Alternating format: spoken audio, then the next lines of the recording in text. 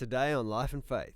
I mean, I come from a Jewish background. I couldn't be more delighted to be someone who's come to know Jesus. I think for me, if you're just asking me as a human, the sense of purposefulness and joy that you get from thinking, I'm actually in relationship with the creator of the universe here. And this may sound like a very bizarre idea, but there it is.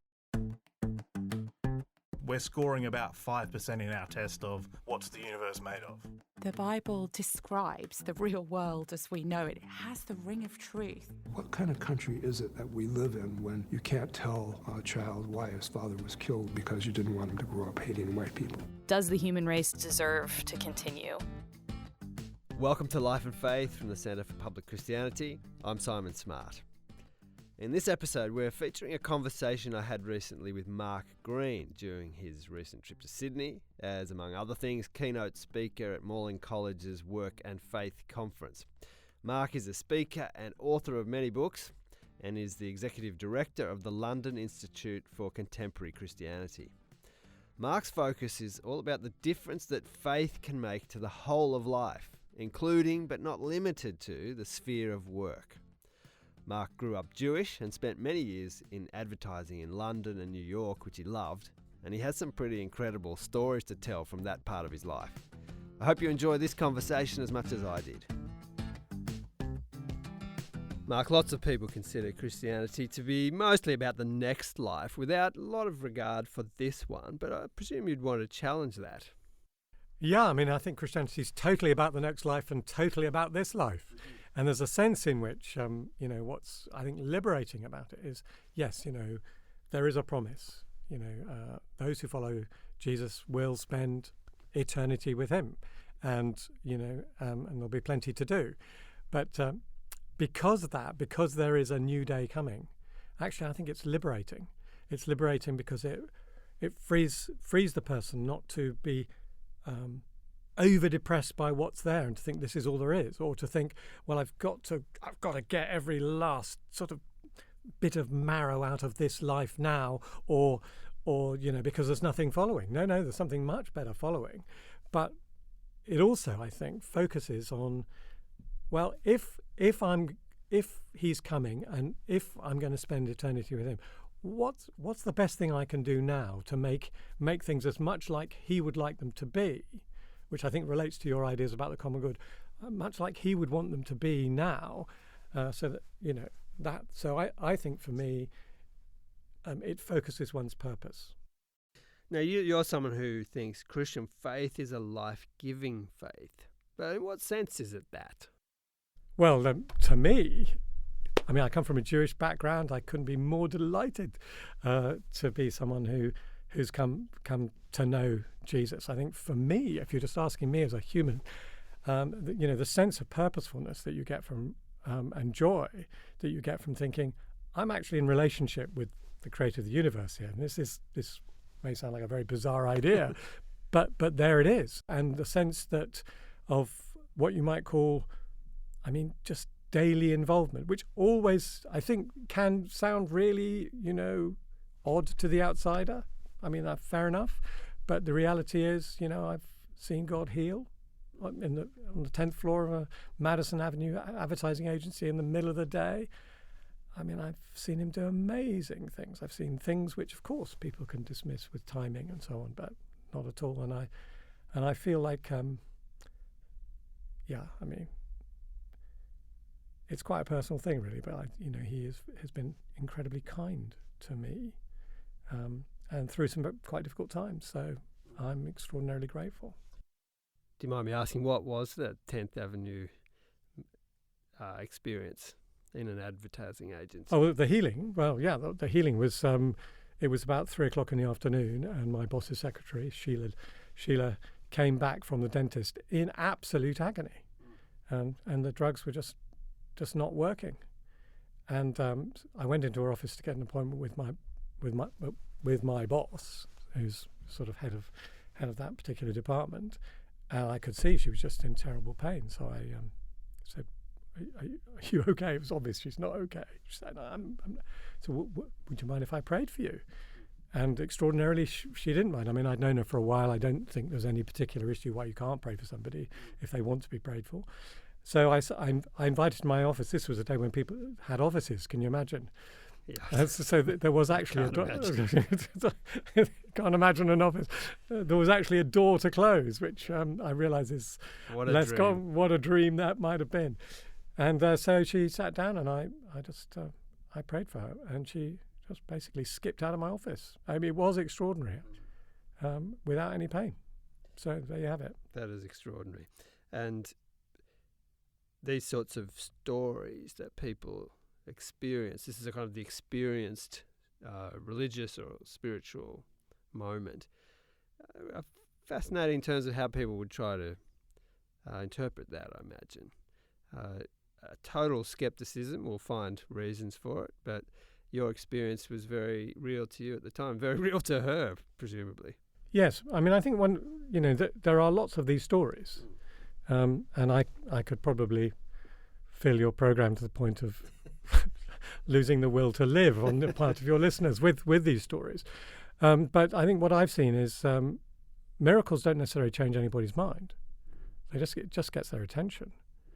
I mean, I don't think that Sheila suddenly thought, well, I must become I mean, we had a lot in common. We're both Jewish, and we'd had one or two, I suppose, conversations about it. But she never came back to me and said, Mark, I mean, I'm really now very, very interested in finding out more about the Messiah. That was not part of the deal. Christianity is, to a large extent, about redemption and healing of broken things, healing of woundedness. My experience of Christianity is certainly the case that from a physical point of view, that would certainly be the case. I think from an emotional and mental health point of view, it would also be the case. And I've had some mental illness in my family, in one of my children, for seven years, really. At one point, really very severe and debilitating for him. And his testimony would be that God was with him throughout that, even in the times when he could hardly think that. And that the two really quite key moments in his progress towards much, much greater health now came as a result of the intervention of prayer. So he was actually in a mental health hospital for 6 months, and they were thinking, well, we're not really making any progress here. It was a particular kind of condition. And 3 groups of people in his local church, about 8 or 10 people each, decided to pray and fast for him. And he'd been ill at that point for 3 years, not been able to go to university. He'd burnt himself out looking after people. And they prayed and fasted for a season, and suddenly there was a breakthrough. And the consultant psychiatrist, who is the leading expert on this in the UK, I mean, it's sort of inexplicable, really. And of course, sometimes mental health is also inexplicable. So we know that. It's a very, very difficult area to know why one drug works and another doesn't. But nevertheless, the timing was extraordinary. So I think his testimony would be that was the moment. And he suddenly, I mean, he went from not really be able to make any progress to, and he was out in 2 months. What I don't want to say is that everyone gets better. And I don't want to say that it's easy, because it certainly hasn't been for anybody in my family to walk through that with him. It's been extremely painful. But you find yourselves, I think, and I think this would be what I would say, is that you find yourself in a situation where you can kind of go, how long, enough already, at the beginning of an hour, and thank God at the end of it, or sometimes the other way around, but a sense of walking not alone, and that there is something bigger going on. And sometimes you can see it in your own lifetime.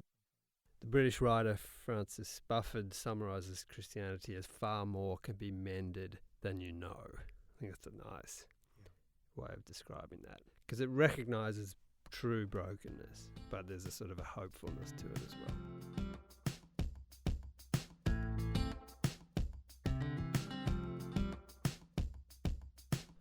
You're listening to Life and Faith from CPX, and I'm talking to Mark Greene from the London Institute for Contemporary Christianity. In this next part of the conversation, I ask Mark about the value that our culture places on the idea of work. Also, should there be a Christian vision of work? And is that even relevant? Here he is. As a culture, I think the culture overvalues work. When you overvalue work, you make certain kinds of decisions about the way the work is structured in a society, which are not necessarily for the common good. It's not at all clear to me that the way the work is currently being structured in Western cultures is good for the majority of the people in it. And that is a different thing. And why is that? Well, there's a sort of an idolatry around work and a carrot. Some people will make an awful lot of money. Some people will continue to be able to get really what you might call the high-end jobs and so on and so forth. But for many people, and I don't appreciate the structure of work in Australia, but for many people in the UK now, the structure of work is actually simply anxiety-producing. It's absolutely fine to say that we all want to be liquid and mobile, but if you've got 2 children or 1 child, or you're a single mother or a single father with a child, you want to feel that the paycheck is going to come in if you do a decent day's work, and also that it will pay the bills if you do a decent day's work. Yes, because I want to ask you about that. I mean, lots of jobs, some people have jobs where they get a lot of meaning from them and fulfillment, and that's great. But there's an awful lot of people for whom work is something to endure in order to live the rest of their life and get some joy from perhaps the weekend or a holiday or something. That's not the ideal way to see work, is it, or experience work? Well, it's neither the way to see work, because it's not intended to be that. It's meant to be a context in which people can flourish, and nor is it, certainly if that's what's being experienced, it's extremely negative. One of the questions around this is of course around design. So, for example, some interesting research was done a while back on in a factory. So you've got 3 lines, and as it happens, these lines, and of course, who knows whether anybody would be allowed to do this research now, but there were 3 different ethnic groups working on this production line in the same factory. So they decided to do some research on it. One was from Afro-Caribbean group, and one was an Irish group, and one was a white Anglo-Saxon group of women. Okay, so there's these 3 groups doing this thing, and you can see where this goes. So which was the most efficient group? The answer was the Afro-Caribbean group, which nobody predicted. And which was the happiest group? And the answer was the Afro-Caribbean, which people might have predicted. And the reason was, because of the nature of the production line, was they were always talking to each other. But, there was somebody would go, you see that one over there, it's wrong, and I'll throw it back, I'll do it for you, and all this kind of, there was this chit-chat going on all the time. The Irish talked in the breaks, and the English didn't talk to each other at all. So, I mean, right. That's a characteristic. So what was going on there is that actually the relationality remained. So some tough work, like taking the washing down to the river to wash it, is made joyous in community, in relationality, even though the actual task itself, whilst important, because clean clothes are important, or having a widget that works is important, may not be it. So I think one of the questions around work is the distinction between the various elements of a working experience that make it nourishing, enriching to somebody. That's fascinating. So it's the community, the relationality that makes the difference to even sometimes quite mundane. Yeah, I mean, the research, Gallup research, for example, says there are 3 key things. I mean, there's more, as ever. Things are always more complex, but 3 key things that lead to sort of people being engaged in work and tending to enjoy it. One is I have a best friend, or depending on how you define best friend, at work, or somebody who cares about me as a person. The second one is I know what I'm meant to do. Curiously, a lot of people go to jobs that they're not actually quite sure what they're really there to do. And therefore, did I have a good day's work today? Did I really do what my boss wanted? It's hard to tell. Hard to quite really tell that I'm meeting the goal. And the third one is that I get to do something I'm best at every day. Now, that's an interesting one, because that's the one where quite a lot of contemporary work won't deliver that, or it might not deliver that for that person. I mean, I get to do 9 hours of hoovering, but in the end I get to clean the bathroom, and I love water. This is just a personal thing, by the way.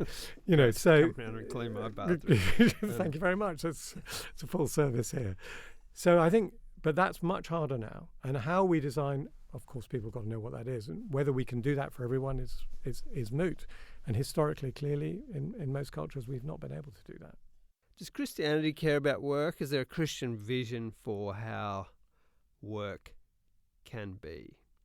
The core of Christianity, if you like, is a call to live in the light of the priorities of the person who made the entire universe, who remains concerned about it, and who in the beginning, I mean, this is how I would read it, gives human beings work, a purposeful activity to collaborate with him in making the world as fantastic and as it could possibly be until he returns to release its potential, both in resource and so forth. So I think it's absolutely central to a Christian vision of society. Good work. Camus, not a Christian, but famously said, you know, work is not everything, but when work sours, all life stifles and dies. And I think people are created for purposeful activity. You've talked a lot about a Christian understanding of work, and are you able to describe something of that perspective in terms of how it's played out? Do you know good examples of people who've brought a kind of Christian understanding of the world to their work, and it's made a difference to them and others as well? Well, the one that's top of mind, because I just happened to be speaking in a place that he built, is a builder called a man called Sir John Lang, who is, you know, he's famous in the UK as a great philanthropist, but actually, you know, in the 20s, 30s, 40s, 50s, he totally changed the construction industry, and that's sort of been forgotten. I mean, he was the first person to bring in, you know, sick pay, bad weather pay, Yes. you know, health and safety rules, saving schemes for holidays and school fees at a time when most people in Britain didn't have a bank account. I mean, he totally saw the people in his industry and the industry in a completely different way. This is decades before any of those things were, you know, statutorily required. So he transformed it, and you know, obviously that had a massively positive benefit on the well-being of all the people who worked for him and their families. I mean, to have sick pay at that point was just extraordinary. I mean, I've been playing at this now, if you like, for a while. So, you know, when I remember, I mean, it is now 20 years ago, I began to have a friendship with a guy who was at church called John Cottrell, and he just started his business. I mean, literally, there was him and one other person at that point. And now there are over 5,000 people working for him, and the business has been created to create jobs in Eastern Europe where there weren't any. So there are 5,000 people working for it. And, you know, I mean, for quite a long time, this thing was on a knife edge, absolute knife edge, for years and years and years and years. But always the determination was, how can we treat people well? How can we create a solid business which creates jobs in that country and value elsewhere? And so the vision is very interesting, but how he then has shaped the culture is the key, because the culture doesn't really matter in a way whether the business is 10 people or 20 people or 1,000 people or 5,000 people. Story sounds better when it's 5,000, that's his, and he's, you know, on the New York Stock Exchange and so on and so forth. But what counts is, am I creating a culture? His culture is really interesting. So he's modelled it on within the sort of ghetto jargon which I normally operate in. There's a thing called a disciple, which is a follower of a person, and your goal with the person who's following you is to help them grow as a person. So basically, instead of saying, here are your performance, here are your key performance indicators, and this is what you've got to deliver every year, those are the evaluations. Of course, people have to have certain kind of competencies. It's a tech organization. It doesn't grow without being very, very good at what it does. But actually, it's much more about, so where would you like to be? Where would you like to be in a year's time? Well, if you'd like to be there, then it would be good to come in on time. Or if you'd like to be there, then you're going to have to learn this skill. Or if you'd like to be there, then I think we would need to help you with your managerial skills. So it's putting a person this unique person at the centre of and saying, how can we help you achieve the things that are on your heart to achieve? Well, that's a completely different way of thinking about it. Incredibly motivating too, isn't it? Incredibly motivating. You sense that from the company you're working for. They're interested in you as a person and how you can flourish. And also because of that model, you are encouraged to give away every bit of wisdom or insight you've got. Don't hold on to it. Because one of the things that enables you to go up a step is that there's somebody who can take your job. Yes, you right. want to be growing people who can take your job. Can I ask you about the notion of calling or vocation? This is a very popular idea. It seems to me a thoroughly Christian idea too. What does it mean to have a calling, and why is that so energizing? Well, as I understand it, if you like it, from a Christian point of view, there are, if you like, two callings. The first one is that God calls people to himself. That is, he says, Simon, I want you. I want you in my team. And that high privilege everybody has, if you like. And then the question is, what is the purpose that he's particularly calling people to or wanting them to focus on? And I think this goes rather deeper than a job. I mean, people sometimes do have a sense of a call to a job. I think often it's rooted in the sense of a call to make a particular kind of contribution. I want to serve the poor. Well, you might serve the poor by starting a business. You might serve the poor by preventing poverty rather than alleviating it, by creating wealth and then distributing some of it rather than just distributing it. And I think sometimes people don't see that. I think particularly in an age where there's quite a lot of single-issue people in the world. I mean, fantastic, eco-warriors and all kind. How are we going to make this happen? We're not going to make it all happen at the not-for-profit NGO end. There's lots of scope for this. Lots of scope. Well, lastly, Mark, you spoke about your sense of a calling from God. What's that calling been like for you to experience personally? What's that meant for your life? I mean, it took me kind of a while to know what it was, and I think for me, what it is, which makes it easier for people, I mean, is the liberation of people to see that all of their life matters to God, not just bits of it. I mean, that is the thing that, if you like, God's put on my heart. Tell people that their whole life matters. Even Australian rules football could matter to God. I mean, this is just enormously, Mark. Yeah, well, I am going to see my first game next weekend. You'll see this truth. But that all of it matters to God. And there are two sets of people who don't really believe that. Lots of people who are Christians don't really believe that. And most of the people who aren't Christians don't really believe that. And so when you have a sense of calling like that, it's both joyous because you think, well, I now know what I'm meant to do here. I'm still meant to, do my hedge. I'm still meant to play with my children. I'm still meant to love my wife. I'm still meant to go to the shops. I'm still allowed to watch my football team. But I know what my purpose is. I've got to get that message out. And that's very energizing. But it's also frustrating. Anybody with a vision, if you want to see a better Australia, then you're probably frustrated. However good it is right now, or however bad it is, because you want to see something better. So as a wise person said to me, Mark, if that's part of the program. It's frustrating. And do what you can each day. You do what you can each day.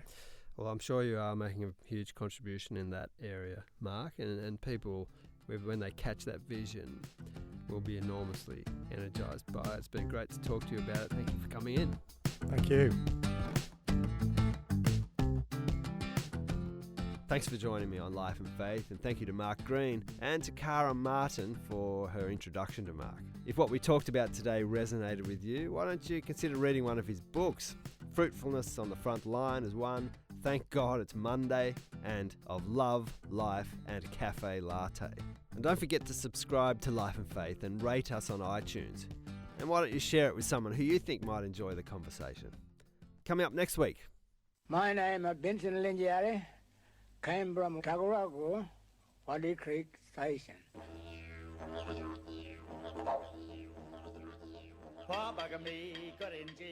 But the other thing that was remarkable from Mum and Dad's point of view was the way that the old man Lingiari was not only a cultural leader, but he was also a spiritual leader and a church leader, and had the ability to bring a sense of community belief in that their cause was a just cause, that their cause was important not only for them, but for all people, Aboriginal Torres Strait Islander people, but for all people in Australia.